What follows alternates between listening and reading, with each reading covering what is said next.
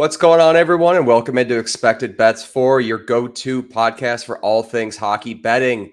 Today, we are joined by a very special guest. I'll start with him, Cheds. Long time no see, especially with this off season here. But I feel like we bring you back every year for the annual Devils preview. Yeah, excited to be here. Talk future Stanley Cup winners today. I knew Your it. team and my teams. Look, we kick off the season, pal. Yeah, Twice. we're going across the pond here. I feel like that statement was said last year too. The Stanley Cup winners, high expectations going into last season as well. Yeah. But last year, everyone just got hurt. Yeah, that's That's very not our true. fault. This is different. Yeah. But no, I'm excited. We got a lot of good things to talk about. I think has any team been more I feel like active? Maybe Utah. Nashville. Yeah, true. They just got old farts. Yeah. They did. They went full Pokemon and tried to collect them all. I mean, we're not talking about Nashville right now, but I think that's going to burst in flames. Yeah, I'm excited for the team this year. I think they fixed all the holes that they had, and we'll kind of get into it. I was a big believer in Keefe from the beginning, and I know that was a lot of fans weren't. Uh, we'll talk more when we get into it. I don't want to ramble on the intro, but very excited about the team this year. Have a lot of thoughts. We'll get into it. Curious to see what you guys think, and yeah, we'll leave it at that. Yeah, we'll try to keep it to an all positive show. And as always, I'm joined by my two co-hosts, Franco and Betsky. How's it going, guys? Oh, Great. pretty good. It was a balmy 92 as a high today, so I think we're finally out of the thick of it. Yeah, no more triple digits. No, there's going to be more. There is always more until November, but not every single day anymore. Yeah, Franco, how we doing out there in Philly? I'm good. I just drained my pool, so summer is over here for sure. Speaking of that, so Yeah, that makes sense. All right, with that being said, let's get into the team preview for the New Jersey Devils.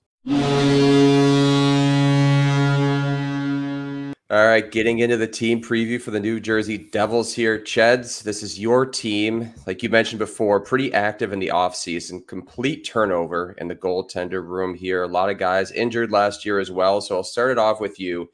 In terms of kind of these additions that they've made this offseason, where do you think it's kind of really going to be beneficial to the squad? I mean, one, I think in net you're going to see a huge turnaround.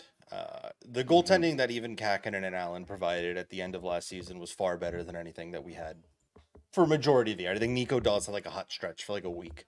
But other than that, we struggled in that department.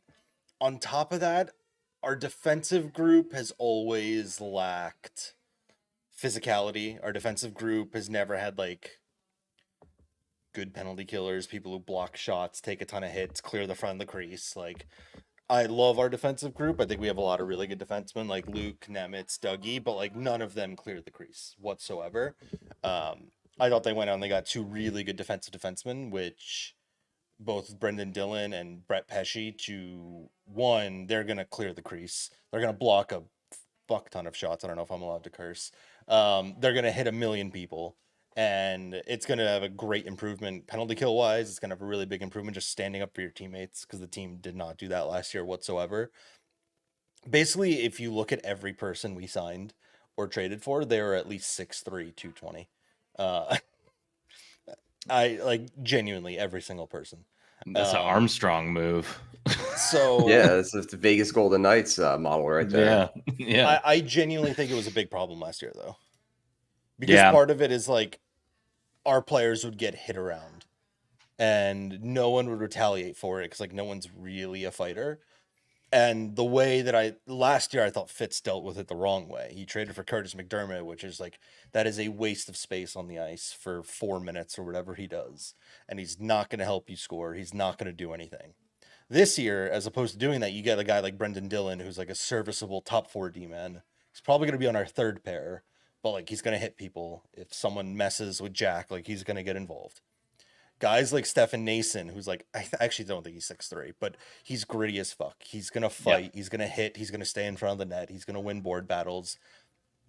He's fantastic. I mean, Paul Cotter, I think, led the NHL in hits per time on ice last year. He had 300 hits as a fourth liner. That's all he does. He just goes around, skates fast, and hits people. It was real clear what they were going out to try to do. And I definitely think Fitzgerald is a little bit crazy about it, because like it's right now it's seemingly the only thing he cares about. It's just getting these like big tough players. But you see Yeah, how but there's Florida enough does it. skill. You There's see how enough Florida did skill. it. Totally. And there's enough skill throughout the lineup that feels a lot more supplemental. I remember last season, the Toffoli pickup was kind of like head scratchers. Like there's all these other positions that seemed like they needed to be filled, and you got another scoring winger, and you have all these scoring wingers on the team. So I really like a lot of these moves. I think getting a little bit more bulky, if you will, is probably the right course for a really, really speedy team who can run and gun with the best of them, right? Yeah. We'll talk about coaching afterwards, but I think the team has more than enough high end skill. I think in terms of top end, top six, there's a spot open there for someone. Mercer regressed last year. He had a pretty bad year by his standards. Toffoli, for how much I fucking hated him, he's my least favorite Devil of all time. He still scored goals for all the other negatives that he brought in. So there's a gap there somewhere in the top six. If we had the Mercer of 2 years ago, we're fine. Mercer 2 years ago was fantastic. But there's a gap there, whether it's Thomas Tatar, who was the one non-tough guy we brought in, whether it's some youngster steps up, or whether just like you go back to chemistry of 2 years ago, where it's when we made the playoffs and beat the Rangers, Tatar and Nico were our first line, and they just had this insane chemistry, and they dominated 5-on-5 the entire game. Like they had the best 5-on-5 stats according to like Money Puck as a line. Like they just shut everyone down. So we might go that approach. I don't know how Keith's thinking, but I'm very optimistic about the season. Yeah, I mean, despite some of the woes you guys had last season, you still had 5 players who score over 20 goals here. Now with some of these additions here, it feels like the squad's really set up to make a nice little playoff run. Franco, I'll throw it to you here in terms of how this team shapes up. What are your original thoughts? Yeah, I agree with a lot of what Ched said. Just adding that bulk to the skills is very nice. The other thing too is Mercer played a lot of center last year. Is that correct? Not really. On that third line, no. Okay, I thought for some reason I thought he did with like Holtz not and really. stuff, right? I wouldn't say a lot of it. He played a little bit once. Okay. There was a part where both Jack and Nico went down, and he played it for like a couple weeks. Okay. But once they came back, he mainly went back on the wing, and again, he was just not good. I was thinking maybe that was part of the reason. It felt like he was up and down the lineup a decent amount too, though. Like he never really got a chance to settle. So I still like his upside. Like he's still young, man. Like if he can return to that form, like you said, that's almost like an addition as well to this team. To be fair, the entire team last year had no like cohesion. Everyone was out for some period of time. One guy came back, then another dude's out for 3 months. Like we had a point where like Timo, Nico, Jack, and Dougie were out. That's like $45 million of our cap for like a month and a half. And then they come back. Obviously, Dougie was basically out for the entire year. And it's just like at no point did they ever have like cohesion or like any type of lines. It was just people out the entire time. Timo then finally came back, and we found out he was playing injured for half the season. So many things about Timo we could talk about too. But I think he's gonna have a big season this year. He looked great at the end of last season. He was awesome. I think a lot of people give Lindy Ruff a lot of hate for it, and Timo, all he says in interviews is that he finally got healthy. I think that might be the PR answer, because I mean, there was points where like Lindy was playing him on line 3 with like Nate Bastian. I remember that. And, like, locking in a shots on goal prop for Timo in the morning, and then you see the warm ups, and he's like on the third line. And you're like, oh no! And everyone's hurt, so it's not like he's on the third line of Jack, Jesper, Nico are all healthy. They're scoring. He's on the third line of shit, and they're all hurt. Yeah. I don't know. Yeah. We'll see. I think all he right. has a good year. Yeah. Speaking of Lindy Ruff, so Lindy Ruff's obviously out now. Now with the Sabres, Sheldon Keefe comes in. Feels like a great fit for Keefe with this Devils squad here, right? He's coached some talented forwards with Toronto. Gets an improved defensive core in New Jersey, and you could say arguably better goaltenders as well with this New Jersey squad here. So I think it's going to be a pretty good fit. Betsky, I'll throw it to you first, and then we'll see what Cheds has to respond with. But what are your thoughts on Keefe coming into this squad?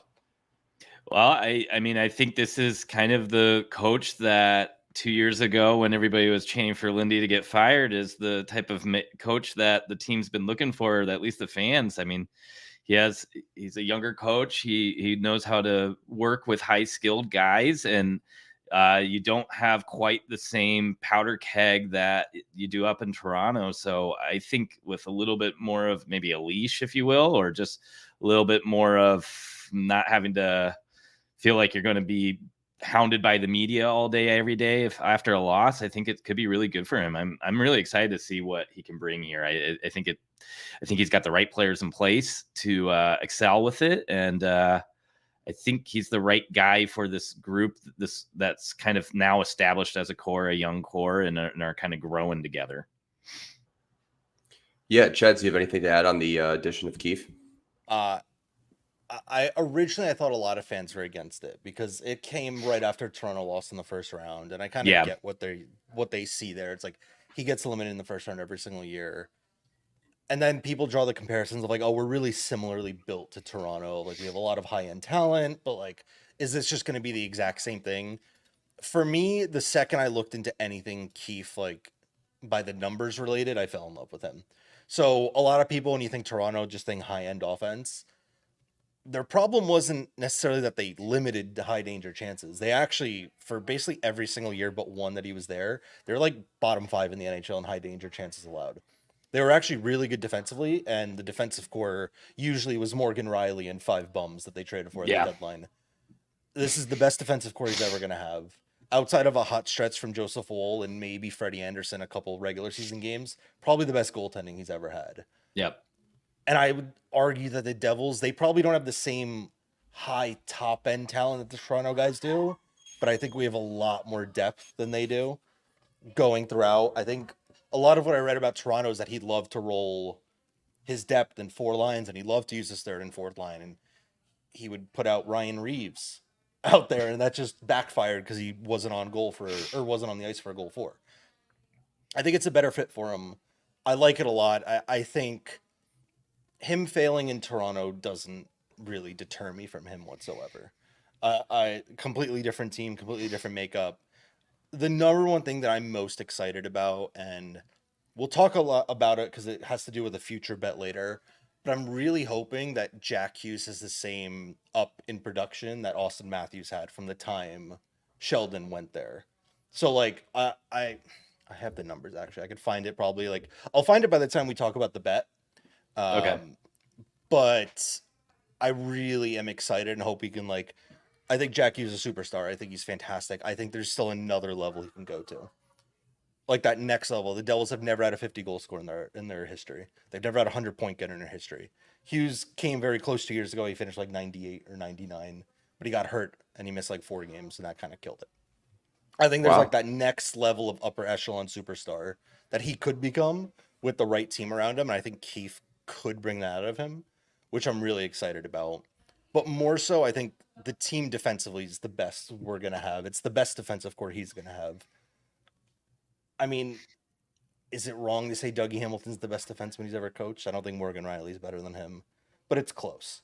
Debatable, but yeah. As an entire core, like to have Luke Hughes, Nemitz, Siegenthaler, Pesci, Dillon, like you have good defensemen all around you. So it's definitely the best defensive core he's ever had. Yeah, Hamilton's not surrounded by the corpse of Giordano. Exactly. Yeah.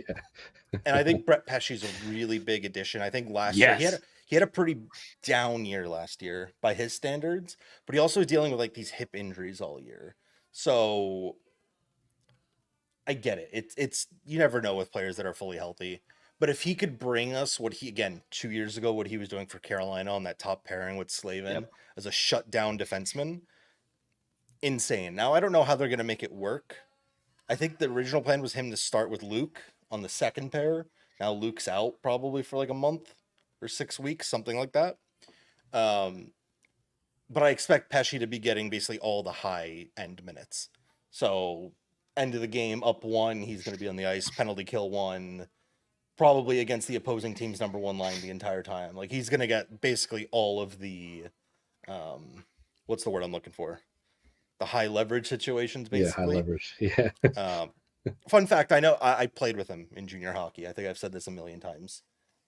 In Jersey, he grew up a Rangers fan. I can just tell you that. Oh no! I'm sure you reminded him that every day on the ice. He was asked about it in his interview. He's like, "Yeah, that kind of went all out the window once he became a Cane." So, I personally don't care. His dad's a great follow on Twitter too. No, it's close to home Ryan though. Pesci. Too. So, Franco, I'll throw this one last question to you here, kind of before we move on to the next topic here. But the goaltending's obviously been a hot topic in New Jersey here. Clean house with Vanacek and Schmidt gone. They keep Nico Dawes, but Ched's mentioned before too, he's most likely going to go down to the AHL. They bring in Markstrom and they bring in Jake Allen as well. What's your kind of outlook for this goaltender situation in New Jersey? Well, yeah, this is the best they've had in a long time, I would say, for sure. My only question is, I looked at his Markstrom's goals saved above expected over the last 5 years, I guess it is, and he's been very up and down. So 11.4 in 2019, 2020, -4 the year after that, 26.1. That year he finished high up there in votes for like Vezina and stuff like that. Then -18.4 the year after that, and then last year was 2.3. So up and down. Does that mean he has a down year this year? Because it seems to be literally a roller coaster.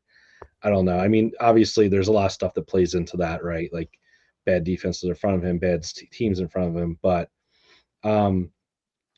we always say it's like, what are you going to get year to year from a goalie? We know this guy can be good. He is on the older end of goalies, I guess. What's he, like 34, 35 at this point?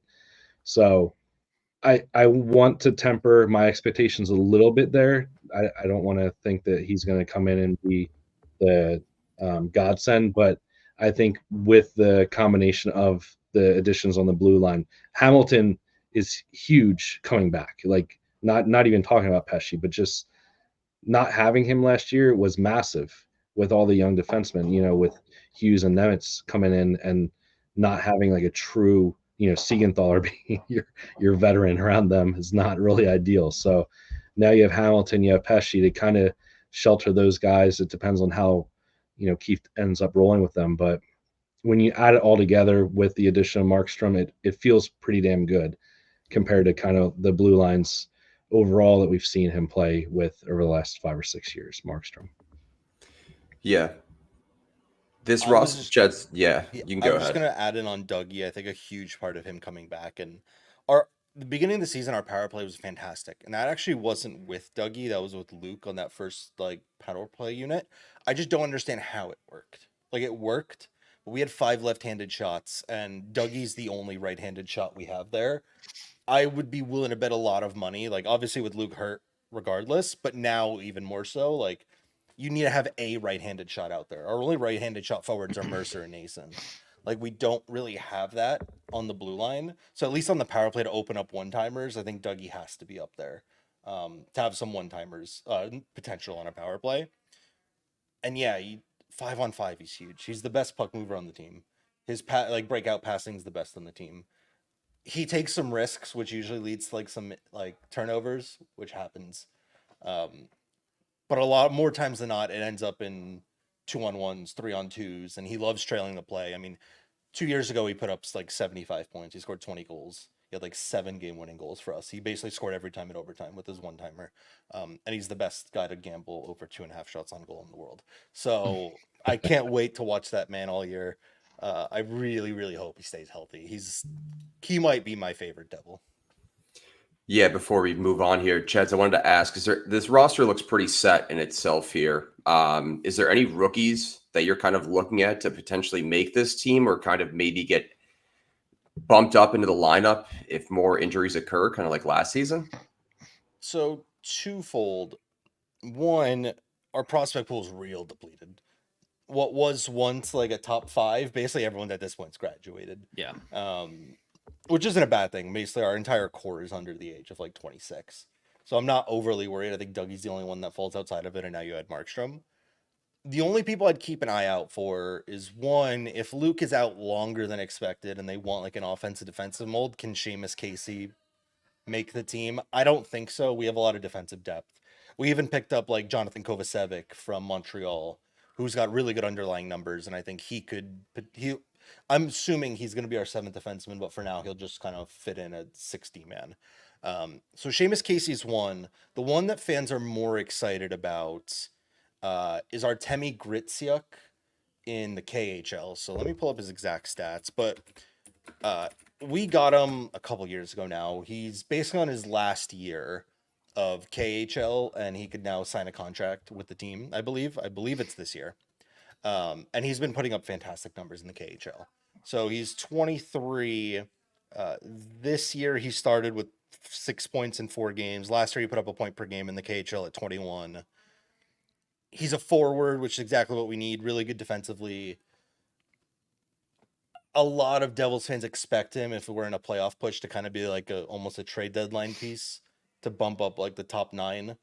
But I just there's uncertainty. Any players in the KHL, like I'm not 100% sure they're coming over. I don't know what those rules look like.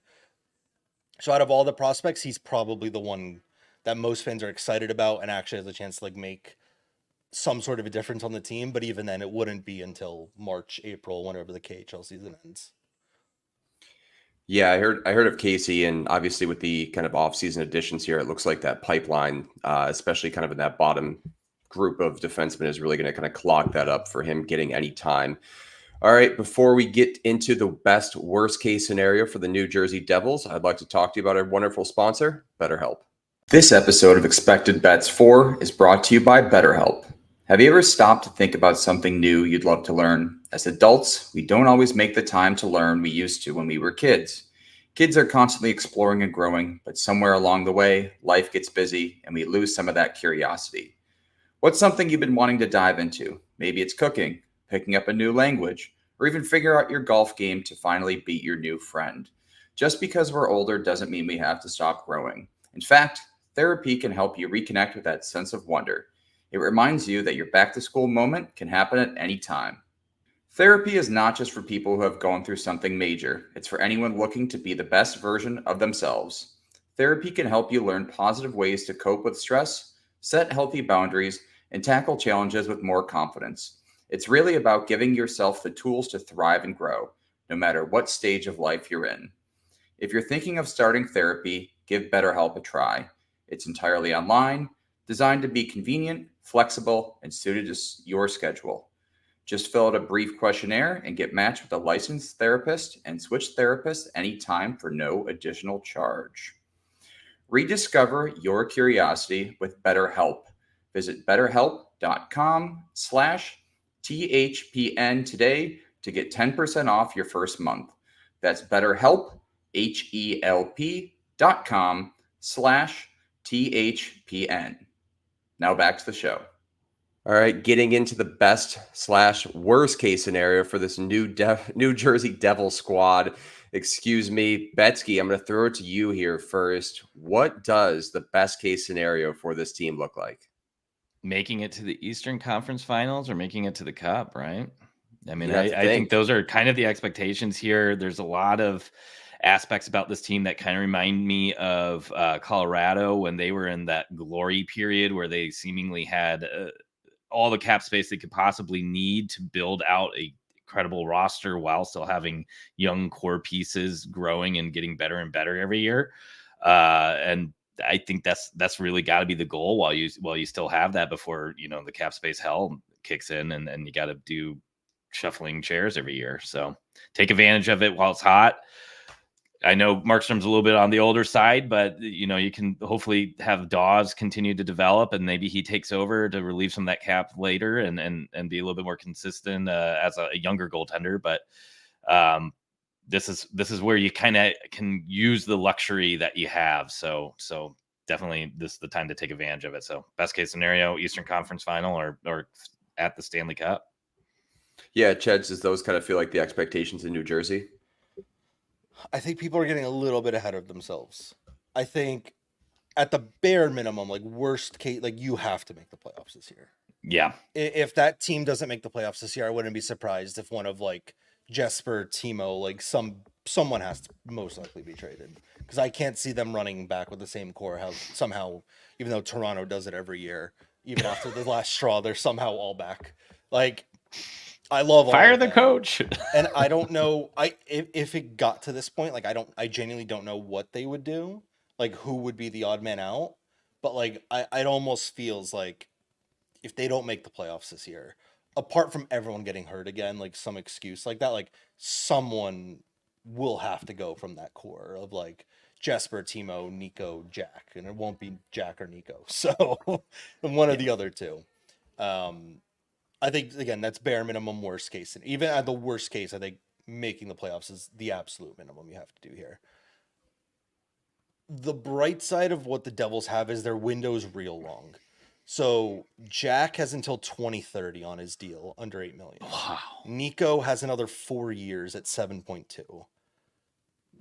And then Jesper and Timo are 5 or 6 more years, under 8 million. So no one makes more than 8. Well, actually, no, Timo barely makes over. No one else makes more than $8 million. So they have those contracts for a very long time and not have to worry about. The only contract they need to worry about is Luke and Nemitz in 2 years. Mm-hmm. Is Mercer? They're going to most likely get bumped. Well, Mercer's right now. Yeah. He's most likely apparently going to sign a bridge deal for 3 years. Okay. So that would most likely just take him to the same. Well, he'd be 1 year after Nemitz and Hughes, but Palat's 6 million is off then, and Hall is 3 point whatever. So it's like we're clearing cap at that point. It most likely won't be an issue. Yeah. So there's a window there, but they need to show like next steps, right? I think 2 years ago, winning a round against the Rangers was probably unexpected. We were happy just to be there. For me, I'm happy with the season if they win another round. Like if they win one round, make the playoffs, make it to the Eastern Conference Finals or Eastern Conference semifinals. I'm happy. I'm ecstatic if they can win 2 rounds, because that would mean that either, assuming everything goes normal, we again beat the Rangers or the Hurricanes most likely in the Eastern Conference semifinals. I don't know if this team in their first ever try is going to go up against Boston or Florida in the playoffs and like have like the clutch factor or mental fortitude or toughness to take them down right away. But just get playoff games under your belt. Hopefully again, win a round, hopefully win 2. I'm not saying that Stanley Cup's impossible, but I just think maybe this year might be 1 year too early. Get another year under the belt for Nemitz and Hughes, like have them continue. There's a non-zero chance that next year, if they do play, like you might have Nemitz and Hughes as 2 potential top 2 defensemen, both playing on the second and third pair as a luxury on an ELC, right? Like you could really have a great team with the way the team's built, and like they have a window, but you don't want to piss it away. Basically, I believe the window's until Nico's contract ends, which is in 4 years. Yeah. It feels like those teams coming out of the Atlantic are a little bit scarier in terms of playoff matchups than obviously New York and Carolina coming out of the Metro here. Franco, Ched's mentioned this before here, but worst case scenario, it feels like it's just kind of a repeat of last year of there's issues in the goaltending and injury, luck just runs out for this team here. They just continue to get riddled by him. So what are your thoughts on that? Yeah, it's hard to imagine them missing the playoffs just based on what else you see in the Metro, right? But yeah, I would say the only way they would miss the playoffs would be if there was injuries, and obviously that's unpredictable year to year anyway. So yeah, I think worst case really for this team is like they're fighting for like a wild card spot, and maybe they miss out on like one of the last days or something stupid like that. That would be like the situation that's like a nightmare for Chads right here, right? Like if it's like the last week of the season and they're like trying to make it, and some stupid stuff happens, kind of like what happened with Detroit last year, and you're like, seriously, we're not going to make the playoffs with this team, and you burn a year. I'm kind of worried because Markstrom's only has 2 years left on his contract. So as much as you're saying there's like that window, it's like where's that window in 2 years or 3 years? If Markstrom will be 37, 38 at that point, you're not going to really re-sign him. So then you're back at square one. You got to hope that Dawes pans out, or something Now else. they'll have the cap space to get a goalie too, though. That's the difference with goalies don't grow on trees. Though, right? No, not anymore. It's crazy what has happened now that there's 32 teams. Yeah. It used to be a rough, laughing man. stock of like a gluttony of goalies, but now that there's 4 more over the past, 8 seasons since Vegas came in 6, it is, and especially the addition of Seattle. I mean, that's just 2 more starting positions out there, and that's 2 more guys that could potentially be filling in if your backup went out and your starter went out that you feel comfortable with that are gone. Yeah. It's crazy. But it just feels like if like you said, this year, like win 1 or 2 series would be like awesome, but like next year feels like almost crunch time to me, right? Like that's the ideal year where like you want to have that cup run. You got the experience. Markstrom's still there. Now's the time. You got to make that push. I'm not overly worried about long-term future in that.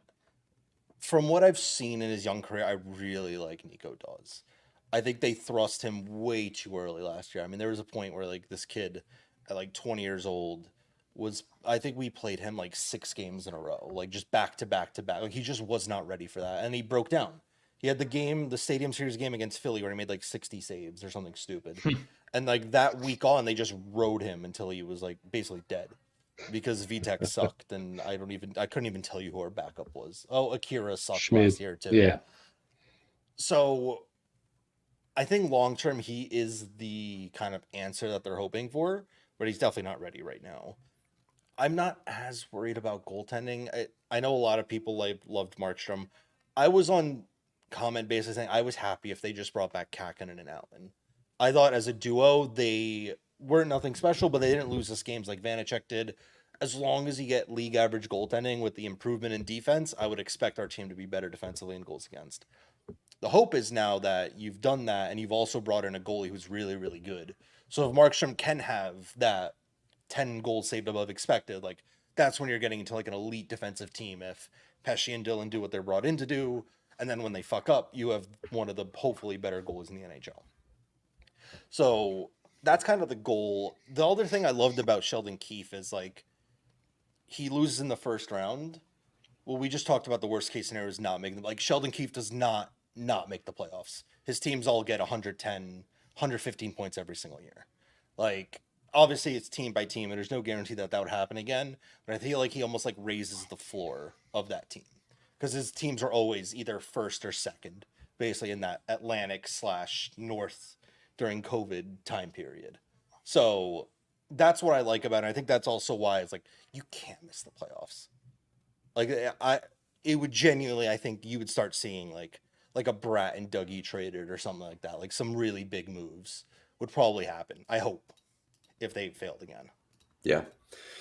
All right. Before we get into some team and player futures, I'd like to talk to you about our sponsor, DraftKings. TD, Tutty, taking it to the house. Whatever you call a touchdown, they matter more at DraftKings Sportsbook, an official sportsbook partner of the NFL. Ready to place your first NFL bet? Try betting on something simple like a player to score a touchdown.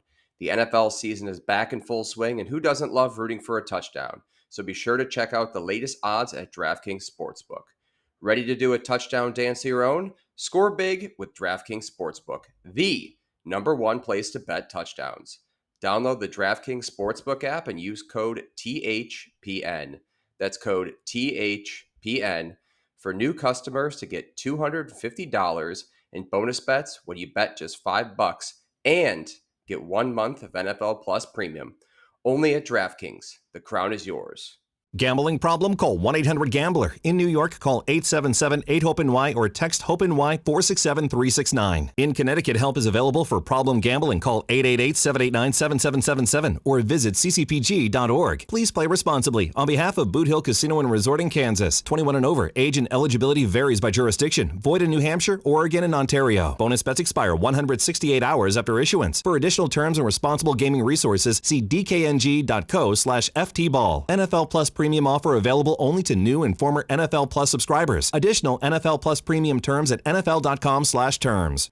Getting into some team futures to start off here with the New Jersey Devils. They're currently listed for a regular season points total of 105, tied with the Rangers for that same number. But they are the favorites to win the division here at plus 230. New York and Carolina are both plus 250. Franco, I'm going to start with you here. In terms of their regular season points total, they had 81 last year. Obviously, we kind of mentioned everything that went wrong for this team, all the new additions they bring in. They're the current favorite to win the division. What are your thoughts? Are you going to take the over or under on this regular season points total? Yeah, it feels crazy. Tempting. It feels crazy to be looking at a 100.5 with a team that had 81 last year, right? But yeah. It feels good. Like we said, there's a major improvement here. Guys coming back, obviously. Yeah, I guess I would look at that. I would probably be more interested in maybe looking at the division winner, just because you're getting better value there, plus 230. I feel like it's between them and the Rangers, to be honest with you. I think Carolina is like a little bit of a step back after we kind of broke them down a couple of days ago. But yeah, I'd rather shoot for that value. Let's put it that way, at the plus 230 than laying minus 115 or whatever at 100.5 points. Yeah, you don't want minus 400 to make the playoffs. No, No, you stay away from that one. All right. Yeah. All right. I had to bring it up, Cheds, your team's the favorite to win the division here. I like Franco's point in terms of kind of just taking him to win the division outright here. This 100.5 regular season points total feels like they're going to hit this and exceed it, but you're getting more value on the division winner itself. I personally like for them to win the division. I think you have a lot of things going in their direction as to why they probably should. I think we'll all agree Carolina has gotten a lot worse this offseason. They lost a lot of big pieces by their own choice, and Carolina's a really smart front office, so I wouldn't be surprised they do solve some of those, but losing Jake Gensel, who looked fantastic on that first line, that's a big loss. And they've always had that issue with top end scorers, right?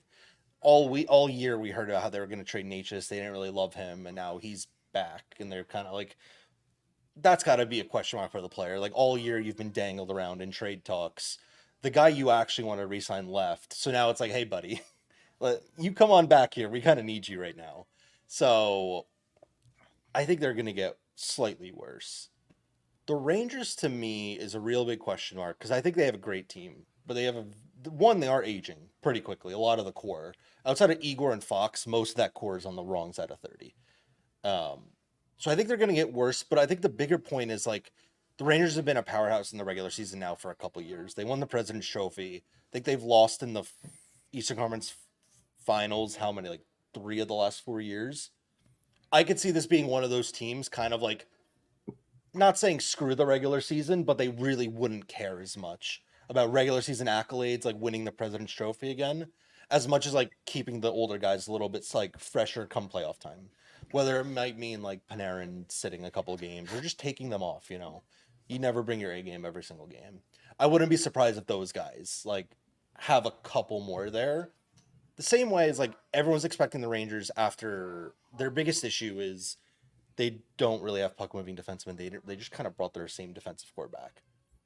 They haven't fixed the right wing problem. They're kind of just hoping Kakko finally figures that out in year 6. So I think they're expected to go on a little bit of a downtrend. I really like what the Capitals did. But that's another aging team. I don't know if they're going to win the division. That might be a little ridiculous. I think they win the division. I like the value on it. I think they should soar over 100 points. If you win the division, I'd be shocked if they won the division with 98 or something like that. That just seems way too low. I wouldn't go into conference winner. I mean, I place the Stanley Cup bet every year, but that's not a smart bet. That's just that's a fandom bet right there. Exactly. Yeah. Are we just doing team props or are we doing everything props? We'll get into the player props in a second. Yeah. Betsky, Cheds isn't biting on the conference winner of Stanley Cup. Obviously, he kind of has his fan bet here, but do you like them to win the division as well? Over 100.5 points, honestly, seems like a pretty damn good bet for this team. Yeah. Obviously, not the value that you're going to get with the division winner, but it seems like it's really going to be kind of that season where they hit this mark here. We've seen Sheldon Keefe be a regular season hero in Toronto. And Ched's made a good point of maybe New York kind of adopts that Tampa mindset of they've gone on a few deep postseason runs, and now they're going to kind of pull back a little bit after winning the President's Trophy to maybe kind of keep that window open. Yeah, no, I really like that division winner. I think that's the safer one here. And with Luke out, you may be able to get a little extra value on conference winner or even division winner if there's a little bit of a slow start with maybe that whole defensive group not being the full unit that they'll see later on. So, yeah, give me the division winner. I like that a lot. I like it. All right, moving along here to player point props. Jack Hughes currently listed at 98.5. Jesper Bratt at 77.5. Nico Hischier at 74.5. And Timo Meier listed at 58.5. Cheds, I think you're on one of the gold props, but in terms of point props here, you kind of expected a big bounce back year for Timo. What are your thoughts on his 58.5 point total here? I'm not. I think not the one you're targeting. It's not the one I'm targeting. Okay. I think for Timo, I'd rather go goals on that team. You look at the makeup of the team. I think they need a goal scorer more than they need a facilitator. So although I think it's pretty low and like 60 points for him shouldn't be an issue, it's not the one I'm targeting. I think Jack gets 100. You said it was 98.5. Yeah. Yep. I think he gets it. I talked about it with the guys before. The Devils have never had a 100-point score in their team's history. I think Jack ended on 98 or 99 2 years ago.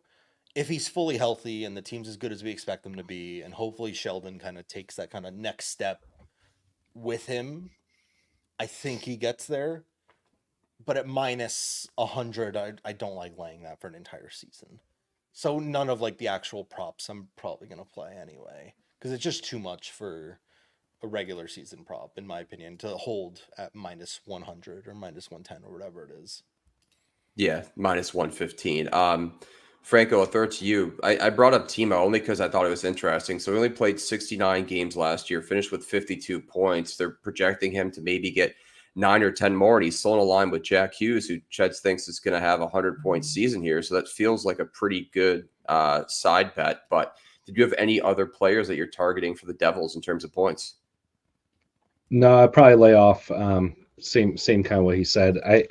I'll be more interested in the Myers goals prop if anything here. I don't feel like he's that guy that gets assists. He seems to just really rack in the goals more so than anything. He sure worries me just because of his previous injury history.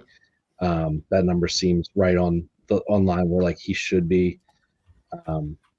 And Bratt had a pretty damn good year last year, but that was his career high as well. So again, I feel like you're paying for like the top of where these guys are going to be at those numbers. So it just feels like everything has to go perfectly to hit those. And I don't really want to be laying it with that.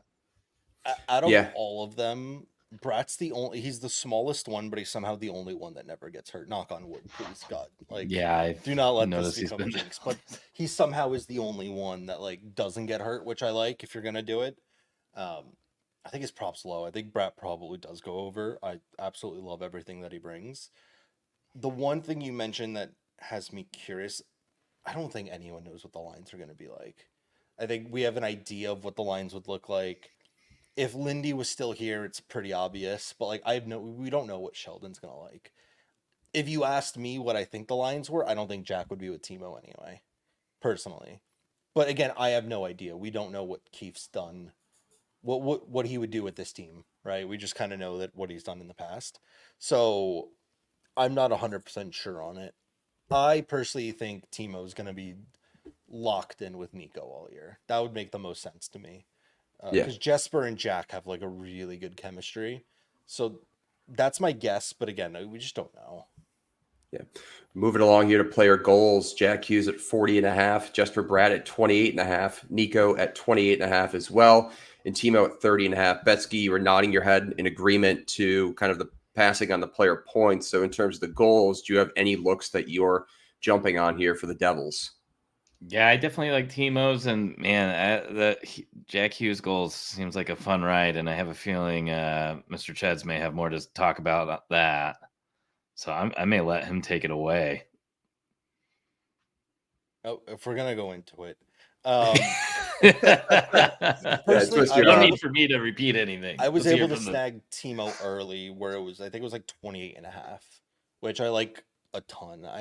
Something must have gone terribly wrong if I think if he doesn't get 30 this year. The way he looked in the second half of the season, he basically led the NHL in goals from the time Lindy got fired to the end of the year. He was scoring every game at that point. I hope that it was not less to do with the situation and he's not lying and he just said, I finally got healthy and I felt good. Let's hope that's what it is. And if so, like we have a bull coming back for a big comeback year. So I would love that to be true. I love his. I found the stats that I was talking about earlier. So Jack Hughes' career high in goals is 43. It was 2 years ago. Last year, he was on pace to destroy that before he got hurt. I mean, he was on like a 4-point per game pace at one point early in the season. The numbers I really like is if you look at Austin Matthews scoring, and I know Jack Hughes is an Austin Matthews, but you're looking at an American #1 center on the team. Matthews basically averaged about half a goal a game his entire time. 2 years before Keefe got there. From the time Keefe got there, he basically upped his game to 0.7 goals a game to the last 3 years where it's been like 0.8, 0.9 goals a game. The hope is that he becomes or has that type of upgrade in terms of goals per game. The lines dropped a little bit. The Devils have never had a 50 goal scorer. A couple weeks, or I'd say almost a month ago now, I got Jack Hughes at like plus 1,700 to score 50. I think it's down to like 900 or 1,000. But I have real big aspirations if he could stay healthy. I think he'll be the organization's first ever 50 goal scorer. Because I don't even know how it's happened that he's become this elite goal scorer. Like he's worked on it endlessly. Because his rookie year, I genuinely didn't think he was going to score 25 in a season. Like he looked, not that he looked bad, but his shooting looked like horrendous. His finishing wasn't great. He was a great skater, great dangler, great passer. And then it just 2 years ago just kind of clicked. And he has like somehow has become the biggest volume shooter in the NHL. He's like a little Nathan McKinnon who just shoots a million times. Mm-hmm. But 2, he's actually got a really good wrist shot. Can't slap the puck whatsoever. But he's got a really good wrist shot, and I'm hoping that he gets to 50. Again, I think it's down to like plus 1,000. I don't think he's going to win the Rocket Richard or the Hart. I think that's a little bit out of reach. Love him to do it. But I think if everything goes well, I think he'll be the organization's first ever 50 goal scorer this year. Yeah. Franco, did you have anything else to add on the player goal front? I like that value going for 50 instead of grabbing the 40.5. I think that's the way, especially with the future. Like I'd rather just get that, see in season when we're betting just game to game, like I don't mind grabbing him those first few games, especially if we get like a, plus 150, plus 160, just start sprinkling him early in the season too, just to start boosting your bankroll early, especially if he starts hot would be nice. Can I interest you guys in a new prop? Are we just talking goals? Because there's a new prop that FanDuel just released that I think is very interesting. Let's hear it. They just released regular season shot on goal leaders. Wow. And Nathan McKinnon and David Pastrnak are 1 and 2. But Jack's sitting there at like plus 1,300 right now. Huh. When he's healthy, I feel like he's a solid 4.5 shot on goal game guy. Yep. The worry is like the team's real good around him, and some people are probably going to take some shots from him. But like, I feel like that's not a terrible sprinkle at almost plus 1,200 to lead. Not to mention, like, I don't wish injury upon anyone, but I feel like all the top guys last year just didn't get hurt. They didn't really miss any game time. Yeah. So like, if they were to miss game time, he's definitely one of the biggest volume shooters in the NHL on an upward trajectory. So I don't see why not in terms of like a future bet.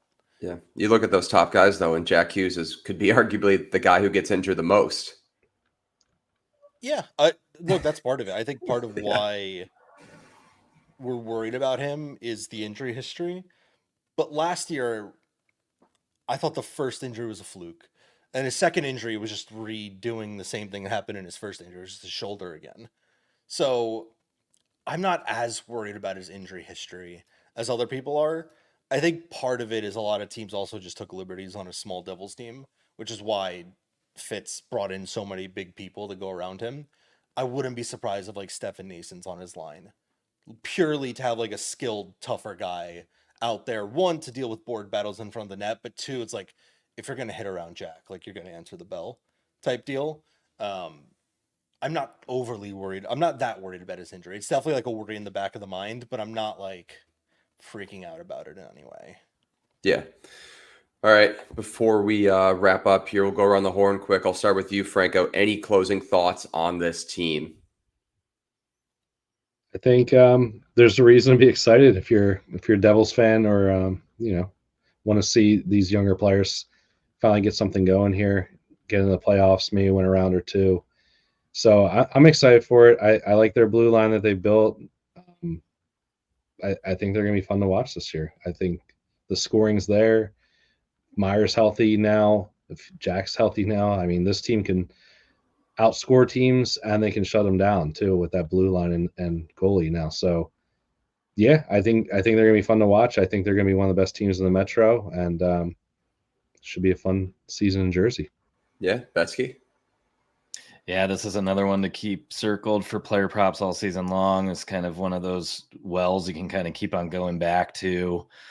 Lots of different options, guys who will have elevated lines, so you'll get extra value when people get bumped up to 1.5 points or when shots get bumped up, because these are the types of players that can exceed their normal lines. So this is one of those teams that always kind of go back to, especially in those juicy matchups. Yeah, Cheds, it's only fitting that we close it out with you here. I'm glad Betsky brought up the whole shot stuff as well. I think they're going to be a team who, I know we've always targeted the Devils for the last couple of years with Lindy, and I don't think you're going to have any change with that with Sheldon Keefe as head coach. You saw how he was in Toronto. That team led the NHL, was top 5 in the NHL in shots for. Usually didn't give up a lot of shots against. I think you're gonna have the same mold of team that they're gonna be very bettable for shots, especially my Pookie King, Dougie Hamilton, who I will bet on maybe every single day. I might not put it out there on Twitter, but just know every day I probably have him in something. I'm really excited about the team. I want to be cautiously optimistic. I think a lot of fans are getting too ahead of themselves, being like, this is our year to win the cup. I don't think it's the year yet, but you need to show some level of improvement. I'm really, really excited to see how it goes. So please, everyone, stay healthy. Please give us a fun year. Because 2 years ago, that was some of the most fun. Obviously, it was like the first time the team's really been that good. Yeah. When I was like old enough to go to games, but it was so much fun. So please give us another year like that. That's a lot of fun with a lot of good games, and they're winning the Stanley Cup. I don't know why I'm being so like humble right now. They're winning the cup. Just put the house on it. I see no other way this goes. Yeah. Cheds, all right, before we sign off here, do you have anything else to plug? Dougie Hamilton Norris Trophy as well. There it is. Ooh. I like it.